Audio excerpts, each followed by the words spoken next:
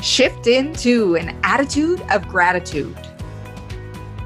Welcome to the Millionaire Woman Show, where we'll be discussing leadership, business, human potential, inspiring you to live rich from the inside out. Unlock your creativity, stretch out of your comfort zone, break through your barriers, take inspired action, and achieve epic results. Now here's your host, three-time best-selling author, speaker, and certified executive coach, Debra Kasowski.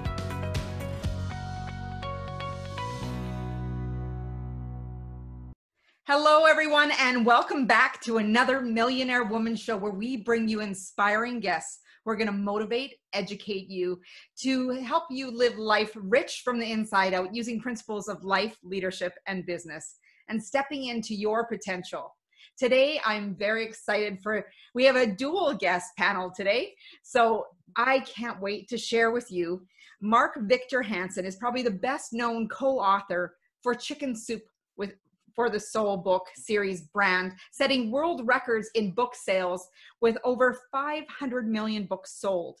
He is also a prolific writer of 307 books, authored and co-authored, including The Aladdin Factor, The Power of Focus, The Richest Kids in America, The Miracles in You, You Have a Book in You, and 1 Minute Millionaire series. Mark also worked his way into worldwide spotlight as sought-after keynote speaker, entrepreneurial marketing haven, and charismatic speaker, having spoken to 7,000 audiences in 78 countries.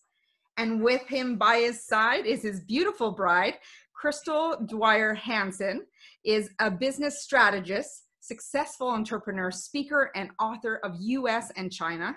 Crystal is also known as the celebrity coach, is certified life coach and wellness nutrition expert whose personal coaching, speaking, CD and video programs, books, and articles have helped people all over the world.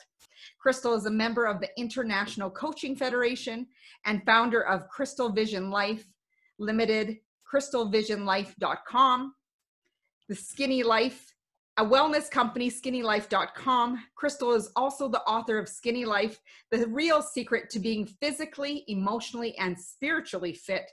Mark and Crystal are heavily engaged and invested in clean, renewable energy throughout ownership in 2 companies, Metamorphosis Energy and Natural Power Concepts based in Hawaii. Please welcome Crystal and Mark to the show. Thank you for joining me.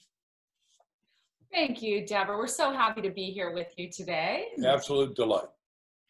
Well, you know, when I had an opportunity to hear the topic of what we were going to talk about today, I think it's fascinating that we're in a time where we need to be asking more questions than ever. And you have this brand new book that just came out. What inspired you to write Ask? Well, when Mark and I decided, we spent an hour in like a prayer meditation hour every day, and we started noticing that really the difference between people who are massively successful in getting what they want and those who are not comes down to one thing, and that's the ability to ask. Because both groups of people are overly endowed with talent, ability, likability, all these things. They're amazing people. But we're kind of, you know, we started to say, what is that one thing that makes these people so much more successful? And when you break it down, it's just that ability to be able to ask, to be curious about life, to be able to question yourself. We say there are 3 channels through which to ask, and that is ask yourself, ask others, and ask God. And each of those channels is equally important to master to find the greatest, your ultimate success in this life. And that's why it literally becomes a pathway from your dreams to your destiny. That's why our subtitle is The Bridge from Your Dreams to Your Destiny, because when you start asking questions of yourself, start asking others for help, assistance, you know, insights, and really start asking God, what is my greater purpose in this world? What am I meant for? You know, you will start to take steps one at a time. Those questions will be asked and answered one at a time, and you will start moving toward that beautiful place that you're destined to go. So what do you think holds people back from asking for what they want and even doing that self-reflection and asking? what happens is we wrote up 7 roadblocks to asking, everything from fear to naivete to pattern. What happens is we do the same old repetitively. And what happens is, let me just do one story that shows it, and it fits these times better than anything else. And that's our friend Jim Stovall. At 19 years old, he is a super strong guy, ready to go into the NFL, and he has spent his whole life magnificently obsessed with being an NFL player. He gets recruited at 19. The medical doctor comes back after the full medical and says, "Kid, I got bad news for you. 6 months from now, you're going to be permanently and forever blind." Just crushed his spirit. He's self-incarcerated in a 9x12 room, and all he's got is a radio, a television, or a telephone, and he's grumbling about it. And his parents said, "Look, Jim, you got to go down to the blind meeting, see if they can help." Well, it's another echo chamber doing what he's doing. That didn't help, but he sits next to a beautiful, he said she was beautiful, Kathy, who's also blind, who's a blind stenographer for a law firm. And he said, I used to love to watch TV and watch thrillers and see somebody throw a right hook. Somebody ought to do something about that. Now, that's a pivotal question of our time, getting us out of the quagmire, because she said, "Well, whoa, we're somebody. Why don't we do something?" And that's the question we've all got to ask. We're somebody, and what can we do to change this, to open it up, to reboot, to reinvent, to re-innovate, to re-entrepreneur, to go to higher levels than we've ever gone before. And what they did is they created something that most sighted people don't know, but they created narrative television. 14 million people pay $10 a month for it, and that's phenomenal. But then a friend of ours, a top speaker, Charlie Trance-Jones, says, "Look, I know you're selling 15 million books a year, Mark, and you haven't got time to read a book, but this book you got to read, by Jim Stovall, called The Ultimate Gift." Well, I read it. I was so touched. It's so good. I wrote the forward and then afterwards and said, "This has got to be a movie." And Jim said, "If I live to be 100 years, I'll thank you every day in my prayers, because I made $100 million on that movie." And he says, and we interviewed him in our Ask the Bridge from Your Dream. This is what it looks like. It just came out, so we're thankful to see this book. But Jim said, he said, "Look, I now write books that I can't read, and I make movies that I can't see." So you take adversity and you turn it into opportunity, and that's why it fits perfect on your Millionaire Show. That's the movie with James Garner in it, is it not? Perfect. Oh, You've seen yes. It. Yeah. Didn't it touch your heart? So Isn't it touching? Oh, yes. That's why I was like, I know what movie you're talking about. I'm so excited. Yeah, and the interesting thing about that, Debra. Oh, go ahead. What? It was a very powerful movie. It is. And he didn't discover that talent because he would have gone into the NFL and been this great player. He wouldn't have discovered any of this talent, success that he had, unless he'd had this terrible adversity that locked him in this room, which is kind of what we're all doing right now. We're kind of staying in our rooms and staying at home. So the parallels there are really interesting and profound, because from that place, he discovered this talent. He first created the narrative TV because he loved entertainment, and then he realized he had this amazing talent for writing. He just started writing, and his gift for writing. So had he gone into NFL, he probably never would have done any of those things. Yeah. So the huge setback set him up for a lifetime of magnificent success. And that's what we're saying to people. Like that question that Kathy asked him that day, why can't we be the ones to fix this problem? Why can't we be the ones to provide this great need that's not being provided for? And so we all have that opportunity right now to say, what needs are not being provided for? What are the opportunities for us? This is kind of a reset point for all of us, I think. And I find it interesting because people will say, why me, instead of why not me? Bingo. That's a great distinction. Yep. The point is what Crystal started with by saying every one of us has immense talents. We're born with whatever real number, but 18 billion brain cells, but they can't get catalyzed until what you said is the riches are within, and then they'll come without, because what you impress is previous to what you express. I mean, when I was bankrupt in 1974, and I was upside down, I've been building geodesic domes in New York City, built the Wall Street Racquet Club, the Botanical Gardens aviaries, but I was building out of plastic at the wrong time. We said there's an oil embargo, and we didn't know that you guys had all the oil the world would ever need. Anyhow, I went bankrupt so fast in 1974, I had to check a book out of the library, How to Go Bankrupt by Yourself.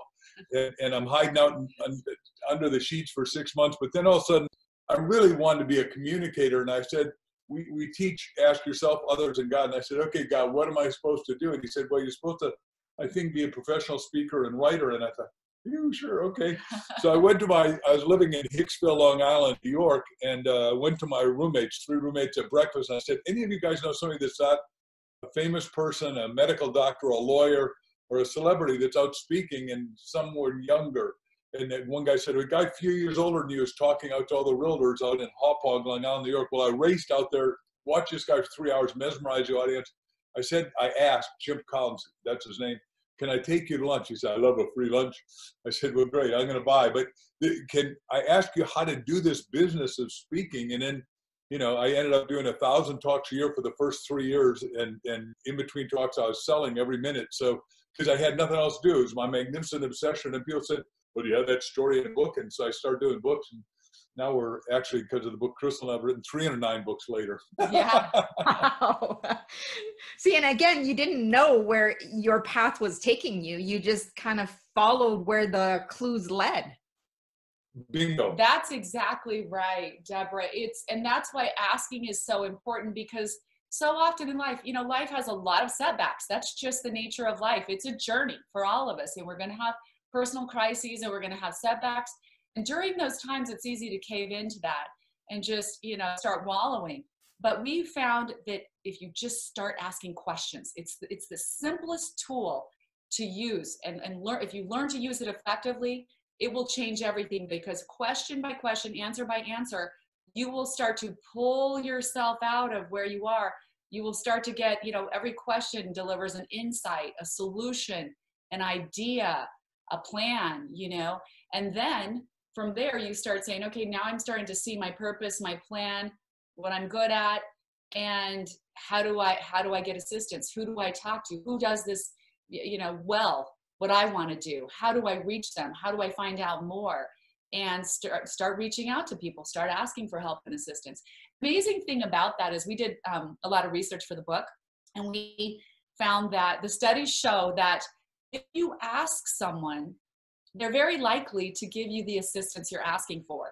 But in the study, it showed that people's perception of asking other people is completely opposite. They think, people hold back. They don't want to ask. They're afraid. They think, I'll be rejected, or I'll look stupid, or I'll look uninformed, I'll look clueless, like I don't know what's going on. So we don't ask.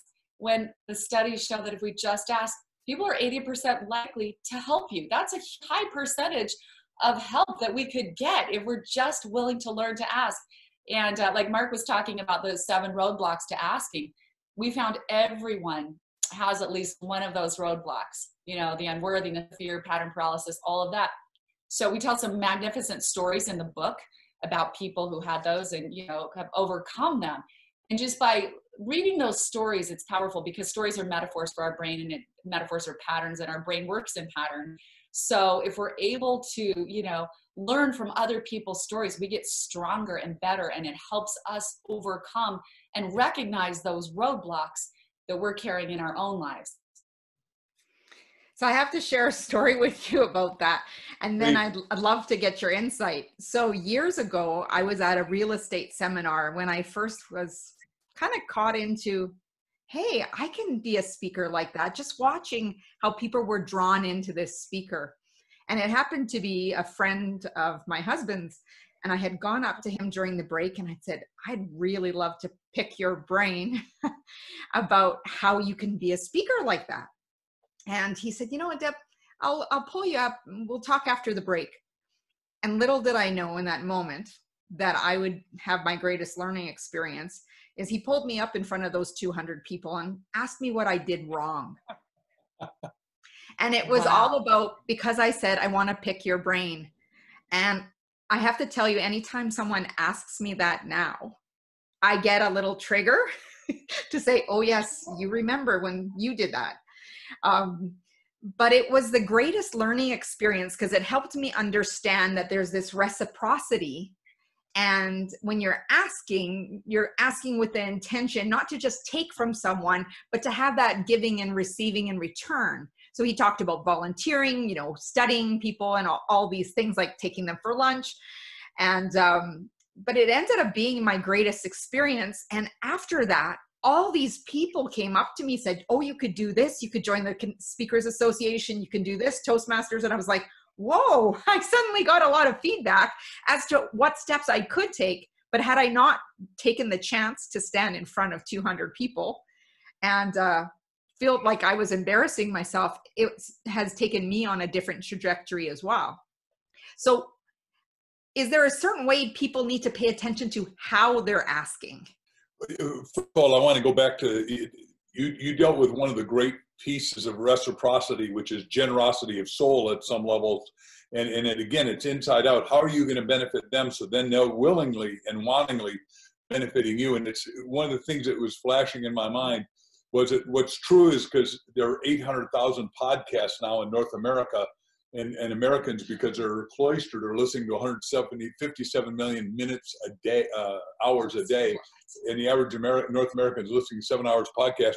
Everybody we're talking to said, well, if you want to do podcasts, after we do them, we'll recommend these great people because we got all these great friends. But as we're doing the great friends, we're getting inundated with other opportunities. So what's happening is by asking the question, do you want to do podcasts with people that you would normally not get to? Like one of our friends that we just wrote a book with called How to Be Up and Down Times, Mitzi Perdue, who, the biggest chicken woman, and she's 84, sounds 25, has the energy, graduated Harvard in 1963, but they do 22 million chickens a year. And now we've got two other companies that we need to have work with Perdue Chicken, and I can't talk about that.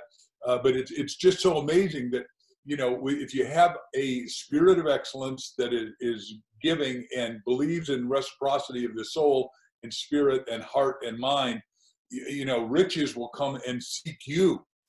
And I find it interesting that, at that time, I never thought about speaking. Like I had just sat in the crowd and I just watched, and I was like, suddenly it was like, yeah, I can do this. I know I can do this. And then it led to books and other things that it was not on the bucket list per se. That's why I'm always fascinated at watching people's journeys. So can you tell us about a specific time when asking changed your life? Well, yeah, I'll take that, and then Mark can tell his. But I think the most pivotal time in my life where questions came into play in a huge way was when I was 21 years old. I was one of those kids who high school was very easy for me. So I accelerated my curriculum and graduated at age 16, married a guy 5 years older than I. And 2.5 years later, I'm like by myself in a city, alone, divorced, with a baby on my hip, and literally no idea how I'm going to support myself, and no job. And so I applied for food stamps because I really didn't know what else to do. And the first time I got those food stamps, and I was standing in the grocery store line ready to turn those over, and all of a sudden this huge question just dropped in my mind, and it literally felt like time slowed down, and I felt like a spotlight was on my head going, what are you doing here? And the question was, how did you get here? And then it followed by a question that popped in my mind that said, are you really doing everything you can to find a way out of this? Or are you taking the easy way out? And I knew immediately when those questions popped into my head what the answer was. And it just galvanized this conviction in me. And I said, as I was literally turning over those food stamps to the cashier, I was saying to myself in a very convicted way, this will not be my future. I will not do this again. And I didn't know how I was going to change it, but I went home and I just thought, I'll just start asking questions because those questions that popped into my mind were so powerful. I said, how can I started asking myself, how can I go to work tomorrow? Well, I'd heard about Kelly Girls, Kelly Services, temporary service agencies. I'm like, call them. I called them. They said, yeah, just register. We'll send you a bunch of jobs every day and you can say yes or no. Well, I registered with them, and then I found out there were 2 other service agencies. So I thought, well, if I register with all of them, I'll get a better selection of jobs. So I registered with all 3. I was like, I hope there's no rule that you're not supposed to do this, but I didn't see a rule anywhere that you weren't supposed to. So I started getting jobs. I was working at attorney's office, filling in for, receptionists. I was doing display booths at malls. I was doing sales at conventions and things like that, temporary assignments. And I started really loving it. And I learned a lot about myself. I learned that I was pretty good at business and pretty good at sales, and that I really like people. And from there, I decided to put myself through real estate school, get my real estate license. And within a year and a half, and at the same time, somebody had approached me a couple times and said, you should do some modeling. So I approached the modeling agencies. I said, would you sign me as a model? I would ask them. And lo and behold, the biggest agency did sign me. So a year and a half from that time, I was turning my food stamps over. I was I was working for the #1 home builder in our valley, and I became the #1 realtor in our company. And I was making great residuals because I had done a couple of television commercials that were national. So you automatically get entered into Screen Actors Guild unions. So had great benefits for me and my little boy, like the best insurance benefits. And so I often thought back on that experience. That was such a pivotal time in my life, because it would have been so easy to cave into just that narrative that was going on in my mind. You know, I'm alone, I'm a young mother, I have a child. And it's easy. Those are big deals. I mean, believe me, I was crying on my pillow at night. It was dramatic. But I'm so thankful that I had that moment of truth and that those questions came to me. And I realized, and that's why Mark and I are so determined to teach people this simple tool and technique of asking, because it will keep accelerating you if you're willing to embrace those questions. And then if you're willing to listen to the answers, it will change your life vastly, again and again and again. It will prevent you from getting stuck and accelerate you forward in the most magnificent way you could imagine.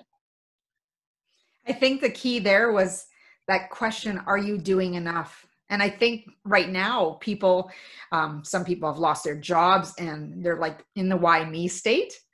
Right. Even though it's a global thing, but this is an opportunity for so many people to switch gears or really ramp up the level that they've been performing at. So I love that question. Are you doing enough? Yeah. Which is why we think Ask is probably the most important leveraging book, because everybody knows the biblical line, ask and you shall receive, but no one has ever taught anyone how to ask. And we're saying all success comes out of passionately purposeful asking to get to your destiny. And we believe if you're alive, you have a destiny. And back to your question just a second ago, when I'm 9 years old, I desperately want a little racing bicycle. And I asked my daddy, and look, I love my parents, but they're Danish immigrants. And I didn't get that they didn't have the money to buy the bicycle I wanted. It wasn't in my clue level. I was clueless. So I kept beating my dad, and he kept saying, no, maybe when you're 21, kid. And I finally said, well, because he believed in free enterprise, which means the more enterprising you are, that when you do massive work, the freer you are. So I said, could I have it if I earn it myself? Now, you know that racing bicycles like Trex and that are $4,000 or $5,000. So that's the kind of bike I was looking at. And he thought, no 9-year-old kid's going to turn around that kind of money. We're talking about when I was 9 years old, a long, long time ago. So I said, can I earn it, have it, or earn it myself? He said, yeah, go ahead. Insured in his mind, the kid will never do it. But I'm reading Boy Scout Life. I'm going through the hierarchy of Boy Scout that said you can sell greeting cards. I could sign it. I said, I can do this. I go out to neighbors like you, and we had a lot of snow back in Waukegan, Illinois, outside of Chicago, and I had a big furry head and big furry mittens, and I'd come up and wipe my nose, and I'd say, I'm earning my own bicycle, Miss Debra. Would you like to invest in 1 box of Christmas cards or 2? What would you do? Buy 2. Yeah, right. By the way, I sold the most ever. I sold 376 boxes of Christmas cards in 1 month. I became the #1 greeting card salesman. 30 years later with Chicken Soup, because I'm the marketing guy in the Chicken Soup series that sold 500 million books, not Jack. Jack's a Harvard genius, but I'm the outside, he was the inside, and we sold all those books. But then I said, we're going to go licensing Gibson greeting cards, which I won as a little 9-year-old, was back, and then we sold 897,000 boxes of Christmas cards at grocery stores. Now, what that means to everybody listening is that you got to keep repivoting. And the only way to keep repivoting is if you keep reading and you keep attending seminars and you keep coming to podcasts like this and you keep opening your mind and you make sure you turn off the negativity on TV, because that's what bankrupted me in 1974, listening to all the bad news. The economy's good. We've got a 28% interest rate. No one's going to make it. No, everyone's going to make it. Here's the point.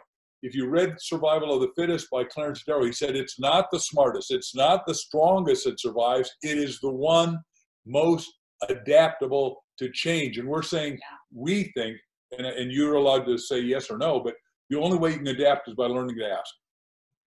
Absolutely. And I think that we should all be change agents. I think people are afraid of change because it's progress. But in order to progress, we need to ask those powerful questions to be able to move forward and create that momentum that we want on our journeys. What is one of your most favorite stories from your book, and which one? For me, oh gosh, we have so many great stories under all topics, personal development, relation, health and fitness, and, stories that are just profoundly spiritual. I think my favorite is a story of a woman who's, because this pertains to the asking God part, because there are times in life when, we've exhausted all of our resources and it seems like nothing's happening. And we've seen miracle after miracle happen. So this woman, her husband was dying of kidney failure. They had tried to, go to all family members. No one was a perfect match. Either they weren't a match or they just couldn't do it, like their work conditions or their other health conditions. No one could do it. She had been tested herself to be a match for her husband, couldn't, and she was not. So she walked past the room one day and she goes, I looked at my husband. I saw death lying in that bed. I smelled death. And she said, I realized my kids were going to grow up without their father. And she goes, it was just unacceptable to me. So she said she had to run some errands and she was just praying, God, help me find an answer. There has to be a donor for him. And so she took off in the car, and as she was passing the hospital that was administering Walt's care at the time, something just told her to turn in again and go get tested again. Didn't make any sense, right? Because she'd already been tested and rejected. They said, you're not a match. She goes in, parks her car, runs to the woman who was taking care of Walt, said, I need to talk to you. Will you please test me again? I just want to make sure, please. And the woman, so she asked this kind of crazy question. And thankfully, this woman didn't reject her. She said, she granted her wish. She said, sure, you know what, Janet, let's do it again. Come on, let's go run the blood. So they started doing that. She waited there for the next couple hours. And lo and behold, this woman comes out a while later and says, she's shaking her head, her jaw's dropped, and she said, I don't know what happened, but she said, there is this weird, almost unheard of factor in blood that it's kind of like, she goes, because you're an A and he's a B, and she goes, it's like an A positive squared, and if that occurs, you can actually take that A blood and you can turn it into a match for a B. And she said, Janet, I don't know why this came up now, but you have that factor in your blood. You can give your husband your kidney. And talk about a miracle. I mean, after everything had been written off, no way, she just kept asking for that miracle. And it prompted her, because Mark and I believe, and we've seen it countless times in our lives, that if you ask, God's perfect universe is out there ready to deliver an answer. We've seen it again and again. Miracles happen every day, but you have to believe, you have to be open to receiving those miracles. And she was. And so she donated her kidney, and both of her kidneys are living strong today, one inside of her husband and one inside of her. Wow, Crystal, this is the first time on this podcast that I've welled up with tears, and your particular story is really struck my heart, because my mom is a kidney transplant recipient from a live donor. Oh, wow. And she had been part of a prayer group, had started a new job, and had a physical, and was called to see a specialist because her kidneys were failing and she had no idea. And when she'd go to the prayer group, she's praying and praying, and this lady came up to her and said, what are you praying so hard for? And she goes, you see, I need a kidney. My kidneys are failing, my creatinine's through the roof. And she went away, and one day this lady had come up to her and said, I, through prayer, was told I'm supposed to give you my kidney. Oh. And my background is nursing. So I'm like, do you know what the chances of you being compatible with my mother are? And she's like, watch me. And I said, okay, I'll watch you. And I let her go through the whole process. My siblings weren't a match. I wasn't a match. My dad wasn't a match. And her own sister wasn't a match. And during the whole process, she said, Deb, you need to believe me. This is what I was called to do. I've lived my life. It's time for me to give someone my kidney so they could live theirs and watch their grandchildren grow and everything. And she was such a perfect match that they said they could be sisters. That's how closely they matched. And the day after the surgery, I went to go wash my mom's hair. And then I went to wash Alice's hair. And Alice looks up to me. She goes, I just have one thing to tell you. I told you so. Oh my goodness. Now I'm welling up. I am crying. That is a beautiful story. 3 quick things. People used to say, do you and Jack cry? And I said, look, if we don't cry, you're never going to see it in a story in one of our books. And the same with Ask. We got a lot of those kind of heart-touching, soul-penetrating stories. Number 2 is, I don't know anything about your speaking, but I love what you're telling. This is where you ought to start the talk. And 3 is what it does. It wakes up people's souls. And right now, people's souls are, here's what happens. We said 7 roadblocks to fear, 7 roadblocks to asking. And the first one is fear, false evidence appearing as real. And the point is, fear crushes the spirit. Fear delimits us. Fear depresses us. Fear makes us despondent and disconsolate. And every one of us has been there. And when you hear a story about a miracle, I'm still crying, it turns you wrong. Oh, it totally does. And I choke up every time because it's coming 20 years later that I've been able to have my mom because of that miracle. Wow. And you know, I think one of the most important messages we can give the viewers or the listeners today is that those kind of miracles exist for all of us. And we cannot give up hope, and we need to keep asking, because if you look at science, science proves that these kind of spiritual, miraculous things happen. If you look at, if some people, you know, who have a hard time believing in miracles, well, if you look at quantum physics that explains how all matter exists in the world, quantum physics says that atoms are nothing but basically possibilities that pop in and out of existence. The nucleus of the atom. So the electrons that circle the nucleus, they are literally just probabilities, and they pop in and out. And what becomes matter is what the particle and the wave. And I'm getting deep, it's probably too deep here, but it's really what we observe. So if science observes that it's a wave, if they're expecting a wave, if they're looking for a wave, they see a wave. If they are looking for a particle, they see a particle. In other words, what we're looking for, what we're expecting, is what matter responds to, physical matter. And that is the beautiful universe God set up. And that's why when we hear in scripture, ask and you will receive.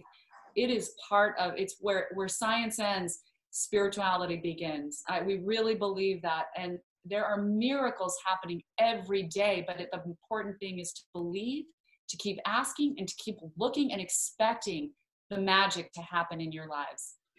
And I love that you say, like, have that expectation, because I think people, it's hard for them to believe that they need to believe it before they're going to see it because of, beliefs, self-doubts, what people have said to them about, oh, that's not practical. You're just a dreamer, right?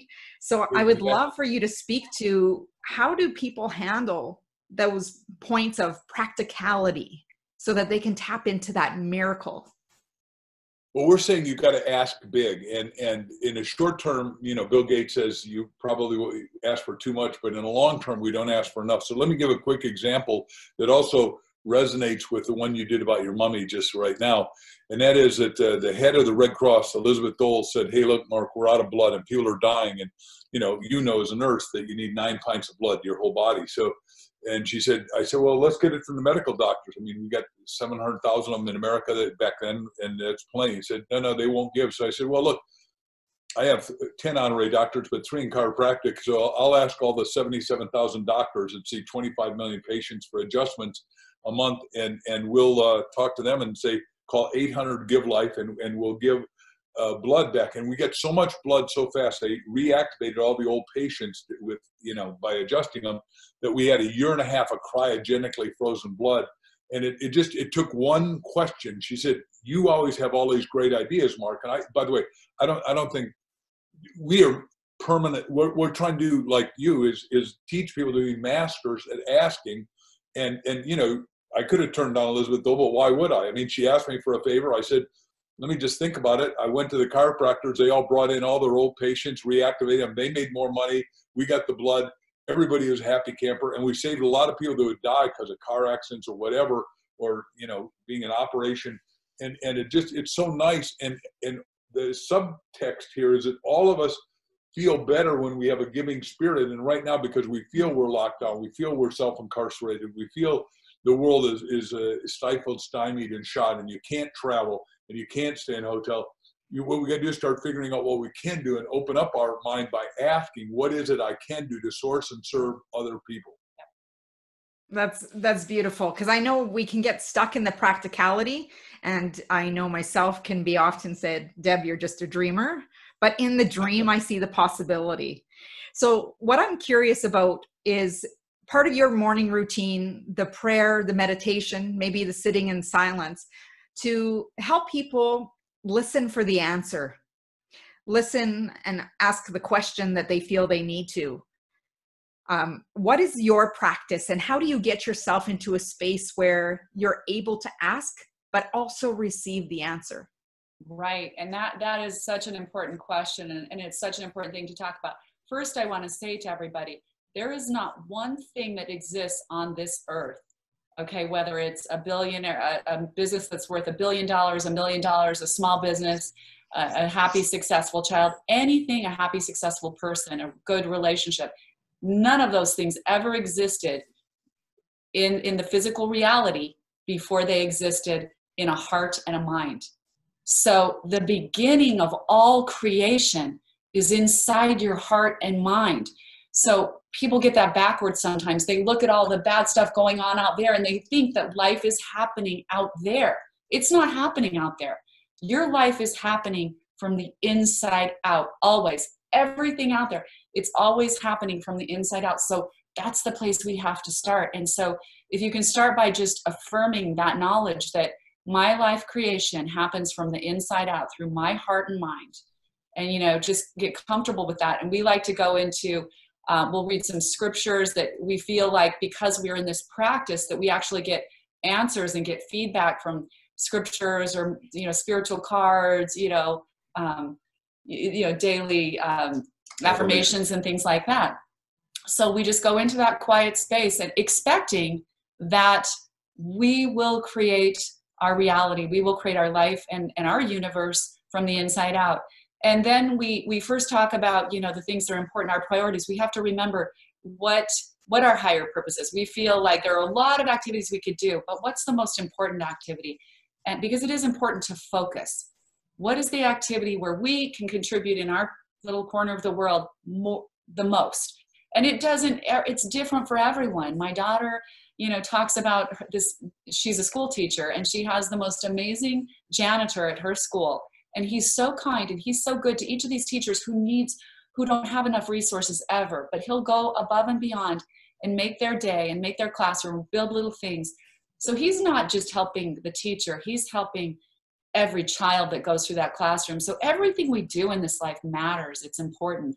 So when you sit in that quiet space, really get in touch with what you're doing that really matters. And really everything matters, everything you do.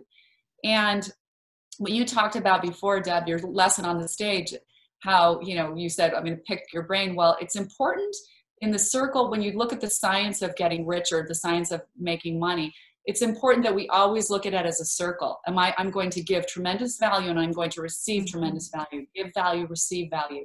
So we start thinking about that circle, you know, how can we give so much, and then how can we open ourselves to receiving more abundance than we could ever partake of, you know, just overflowing abundance, because there's no limit in the universe. So go into that quiet space and contemplate those things, and then just start asking yourself, what am I good at? What am I passionate about? What do I love to do? How could I bring value and contribute? You know, how can I look at this world, these new opportunities that are opening up? Because we've learned a lot from this pandemic, and a lot of really practical, useful information, such as, who knew that all of our drugs were made in China, all of our Advils made in China, all of this in a country that doesn't have the same standards of health, cleanliness, human rights. So now all of those things are going to change. Everyone's realizing we need to take control of this, of our, you know, our medical equipment, all these things. So what are those opportunities from a practical standpoint? The world is always changing. So don't get your feedback. That is not where you create your world, from out there. Your world will be created from the inside out. So Go inside and just start telling yourself, how am I going to create my world? And then we always end with prayer, because we just are so thankful, and we want guidance. You know, it's so important to be thankful for everything around you right now, because it's like the glass half full, not half empty. We need to recognize, when you focus on recognizes the beauty and abundance, you have 2 eyes, 2 hands, 2 ears. I mean, Jim Stovall, he lost his sight, right? People, we have so much to be thankful for, but again, we're looking out there, not recognizing it. So stay inside, get into your gratitude, and then look for your purpose and what you're good at and how you can bring value in that value circle to the world. And get paid substantially for it also. I love it. I also, you know, going back to the story with Jim and the NFL. So when people have unanswered prayers, sometimes they'll come into, I think of Garth Brooks in that song, you know, that all these things you prayed for and sometimes don't get. And is it because they didn't pray with expectation, or there was a greater purpose? You know, how would you respond to someone saying, well, I did ask and it didn't happen? That's why I think Stovall's story is almost perfect, and we got a lot of them like that. You know, he got stifled because he had a higher purpose and a divine purpose, if you don't mind me doing a spiritual overlay, and his sub-purpose was to become our friend. I love it. And by the way, this guy has the most eclectic wisdom. There are 2 people with eclectic wisdom. There's one other story person I want to share with you that is a Canadian, but I've never met Jim physically. I mean, I know exactly what he looks like. If he walked in the room, I'd say, hey, Jim, how are you? Because I've seen his picture 1,000 times, but we've never met except by telephone, and we've written stuff together. And it just, you go, wow. And he didn't know he would do that. He did not know that he was a genius writing wonderful stuff. The other story I want to do real quick is that Bob Proctor, who you know that name in Canada, I'm sure, you know, and I owned 2 companies together. One is $1 Million Forum, which fits what you're doing, and the other is a 3% Club, where our research said 3% of us become millionaires. And Bob's been our friend forever, but Bob comes out of the Navy in Canada. It's hard to believe Canada has a Navy, but then he's a fireman. You know, Canada's so big and wonderful, but when you got a Navy, you got 2 people. Anyhow, so he's looking around and saying, wait a second, I earned $4,000 a year. No, there's 1960s. He said, I owe $6,000 and this isn't working. So I'm going to go find a guy. He finds a guy and asks the question to a guy named Ray, who I met. And he said, hey, Ray, how do you become like you, wealthy, happy, healthy, well-married, and successful? And he said, well, you got to read this book called Think and Grow Rich. He read it. He said, well, what can I do that would be substantially valuable and people pay? And he said, cleaning windows. Starts cleaning windows. Everyone made fun of him. Ultimately, he hired everybody at the fire department, exhausts himself. He's laying on the street in Toronto, Canada, and the police and the first responders are there. And they said, do you need to go to the hospital? He said, no, I'm just exhausted. I got to go home. And he asked himself the question, well, what am I going to do? He said, well, if I can't wash every window, I'm not going to wash any of them. Starts hiring all the people at the fire department, then hiring the banker because he makes so much money. Owns window washing in Toronto and Montreal and Atlanta and London, England.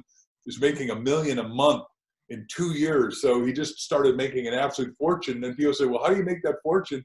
Started speaking, and just, it changed his whole life. And now he wants to get everybody.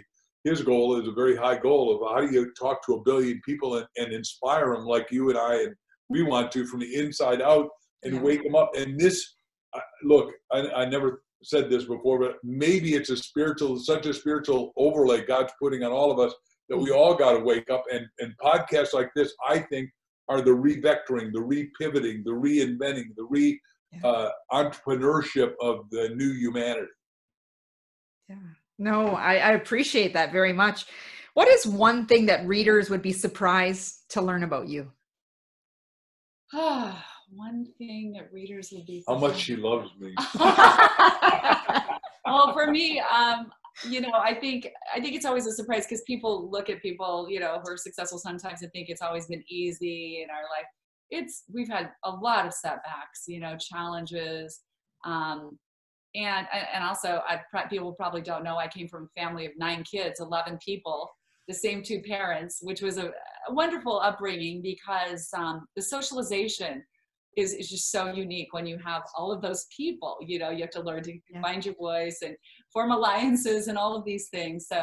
So for me, it's probably that. So I don't, there are other things I'm sure, but what about your mom? Whatever you. Being born. Oh, well, that's probably a longer story than we have time for. Just my mother had a grand mal seizure when she was pregnant with me. Oh. And yeah, it was a very scary situation. We were in a small city, Idaho Falls, Idaho. They had to send her to the neurologist. My dad woke up in the middle of the night to hear this weird humming sound buzz from my mom, and he reached over, and her body was as stiff as a board. And he called the ambulance. They came, got her, couldn't figure out why she had this grand mal seizure. So they sent her to the next town over to go see a neurologist. Coincidentally, there was another woman, same number of months pregnant as my mother, who also had a grand mal seizure about the same time. Now, there was a nuclear power plant near us. I don't know if there's anything to do with that, but it was a weird thing that both these women who were pregnant had these grand mal seizures. So the doctor gave her some pills. He said, you know, I don't know what's wrong with you. I don't know how, you know, what caused it, but take these pills for 2 years and come back and see me in 2 years. And my mom went home and called my grandmother, and she said, I'm so scared to take these pills. And, you know, I have this baby in my womb. She said, my grandmother said, don't you dare take those pills. And so my mom threw the pills down the toilet, and my father was upset because he was so scared. But my grandmother said, there's this new naturopathic doctor who lives 2 towns north of us. He just moved in. He's chiropractor, naturopathic doctor. Come up here. I'm going to get you an appointment. So they went to Dr. Long. He gave my mom an adjustment, some supplements. Fast forward, you know, I was born strong and healthy. She never had another grand mal seizure ever. And I'm 8 years old, and I'm at my dance lessons. And I came home from dance lesson. I said, Mom, I didn't know Miss Gossman had a boy. She said he's 8 years old like me, but he gets off this little bus in the afternoon. He doesn't know how to talk, and his mouth just hangs open. And then she proceeded to tell me that Miss Gossman was the other woman who had a grand mal seizure, that they both had grand mal seizures, and she took the medicine that was given. Wow. And, you know, you don't know for sure, but a lot of times back then, they didn't know, you know, they didn't have as much awareness of how medicine could affect a fetus. And so I think I'm just so thankful for my mother that she asked the question. In fact, the story's in the book, that she challenged her health. I mean, you should ask a lot of questions about your personal health. Always ask more questions, ask more doctors, ask until you feel really comfortable that you are getting the right care for you. I think that's an incredibly important lesson for everyone. And Crystal, you definitely have a higher purpose, because that's why you're here with us sharing this beautiful message. Thank you. I'm just, again, I'm so grateful. I do. I feel like things are divinely guided. And, you know, it's funny because my mom, when she was going to the hospital, they had decided to name me Christine. And at the last second, she said, they handed me to you. And I said, no, her name's Crystal. She has to be a Crystal. You know? My dad's like, no, we decided Christine. But as it turned out, it's worked out well for my profession. And, you know. I agree with what you just said. And so frequently I tell Crystal, look, she'd be very comfortable being a support person and a force multiplier and all that for me. And I said, no. You've got to be shared with the world, because you've got enormous wisdom, enormous brilliance, and you've got this radiant shine. And there are people that every one of us has got to wake up that inner being we've been talking about in this whole show, that inner wisdom, that inner wealth, because we've all got stuff to share that only you can share with somebody else and help them. You know, the old thing of, if my candle's lit and yours isn't, I light your candle with mine, doesn't take anything from mine, but makes the world fourfold brighter. Yeah. And the cliche we used to do is, one mind awake can awaken another. The second awake can awaken an extra brother. 3 of us awake can rouse the town by turning the whole place upside down. I get goosebumps telling you that right now. The world needs that. Let me do one more poem, if you don't mind, because I love poetry. Absolutely. The Danish poet laureate is Dr. Pet Hein. He's a Nobel Prize winner and all that good stuff. But Pet writes and does cartoons like Dr. Zeus, and he's relatively unknown, but brilliant. I own all his books, of course. I own a lot of people's books. But Pet says, what the world needs now is problem solvers galore, because each problem we solve creates 10 problems more. How true is that? Boy, That's why I said it. It just is so, it's eclectically true and mathematically true and tautologically true. Yes. Well, I don't know. I'm going to put this out there that coincidences and accidents are not just accidents. I believe in serendipity. I believe that we're divinely led, and there's these dots that connect us to one another. And the reason that I could talk to you guys for hours is because I have a book called Let's Be Curious that I published several years ago, and it's all about asking the right questions, getting better answers to create what you want. But it obviously takes a different approach, but I just see this power in pulling people to really get asking for what they want, asking for the guidance that they need. I don't think people stop enough to ask themselves, no, what do I want? They get caught up in the busyness. And I think that this message of asking, being curious, is one of the most needed subject matters that people need to really tap into. So I am so grateful that I got to spend this time with you, and the abundance of knowledge of asking and being curious. I do have 2 more questions that I usually round off with, but I'm going to give you a choice for one of them. One is, because you've written so many books, I don't know if you have a book on its own that has inspired you, has shifted your trajectory of whether it be your career, the way you think about things, or so a book or a favorite quote that has really stuck with you to be kind of like a mantra. By the way, everyone knows Think and Grow Rich, so I'm going to do a different book. I'm going to say that there's a great book we love called Resurrection by Neville, Neville. And Neville says you got to live in the assumption of the wish fulfilled. Fits curiosity, fits asking.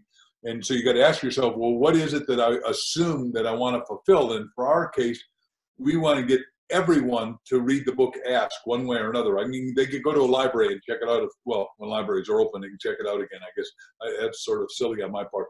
And then the subset of that is that we want to create the Ask Challenge, where we're asking everyone to get a copy of the book.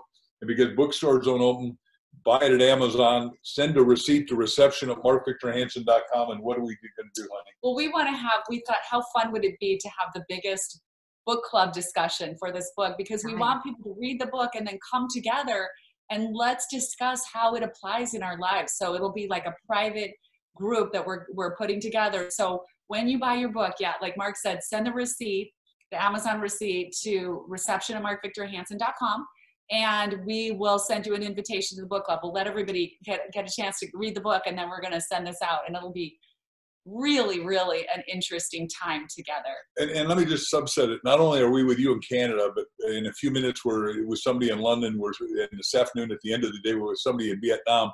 So we literally, because I've talked in 80 countries and I'm world's best-selling nonfiction author. So there are a lot of people listening, and we are going to have everybody integrate. And we're going to change the mind of the world and get people to ask, so they ask for their inner riches, their inner splendor, their inner wisdom. That's going to be amazing, to have a global platform of people being more curious and asking for what they want. Thank you. Final question is, what does it mean for both of you to live rich from the inside out? So for me, it means it is so much that circle we talked about. Like, I love giving value to people. I don't want anyone to be stuck. And that's why I went into life transformation and clinical hypnotherapy, because I see this beautiful shining being inside of everyone. So to bring out those riches in everyone. And then I know as I do that, my life continues to be more blessed. It's this, as I give that value to people, that value always comes back, and it's beautiful and it's rich, and it goes across, every part of our lives, with our family, our friends, our clients, and just the world that we're able to touch. So I'm just really grateful for our life. And I will add to that and say, being rich from the inside out means you're fulfilling your soul, your spirit, your heart, your mind, your finances, your relationships, your health, and you're here to have an extraordinary destiny, and each of us has one, but it's up to us individually to ask ourselves, how do we fulfill that to the omni benefit of everyone else? Very powerful. Last thing is, please share with people how they can stay in touch with you, and a final word of advice. Yes. So you can find us on social media. I'm under Crystal Dwyer Hanson. I know it's a tongue twister. Crystal Dwyer Hanson, Facebook, Twitter, Instagram, YouTube. I post some helpful videos up there that I think help people. I'm going to be posting more guided visualization up there because I want to give more resources away to people. Of course, Mark Victor Hansen is, he's easy to find. Mark Victor Hansen's Facebook, social, all social media, Twitter, LinkedIn. So please stay in touch with us. I think being connected to people is so important. People who will hold you up and get you to see a brighter future for yourself. So let's make sure we stay in touch with each other. And the last question was what again? Final word of advice. Final word of advice. Remember, you have the power inside of you. Your life is created from the inside out. Go spend some time with yourself and start creating exactly the life you want. And my final word of advice is just real simple. I'm going to ask you to read Ask, but I'm going to ask you to find somebody else who's read it and then mastermind with them, because 2 have the power of 11 as you look at it. And as you start to ask each other and penetrate, yourself. And back to the first thing you said is the unexamined life is not worth living. Socrates said, right? You've got to do that self-reflection, the first thing you talked about. And we don't know how else to do it other than asking. And then you need somebody to bond with to go through it. And we're blessed to have each other 24/7, 365. But we also got some really close, as you all would call it, mates, literally now around the world because we've traveled so much. So we just wish all of you phenomenal asking success. Wow. I am grateful, blessed, and thank you both so much, Mark and Crystal, for coming on the show, sharing so many valuable nuggets, getting into deep discussion regarding miracles, regarding expectation, and regarding the most important thing is asking on so many levels, and that the answers will be revealed to you as long as you just ask. Thank you, everyone, for listening to the Millionaire Woman Show. We'd love for you to go over to iTunes or your favorite podcast player, subscribe, rate, and review. And share this with your colleagues, your friends, and family so that they can start asking as well a lot more. And grab that book, Ask. Amazon, when those libraries open, we want to make sure that you get involved in this global mission to help more people ask and make a big difference in this world. I'd love for you to go over to my website at www.debrakasowski.com, where you will get your free part video mini course called Making Habits Stick, where you can focus with consistency on creating habits that are going to help you knock your dreams out of the park and make them a reality. On behalf of Mark, Crystal, and myself, and thank you for joining us. As Mahatma Gandhi said, be the change you wish to see in the world and go out and make today great.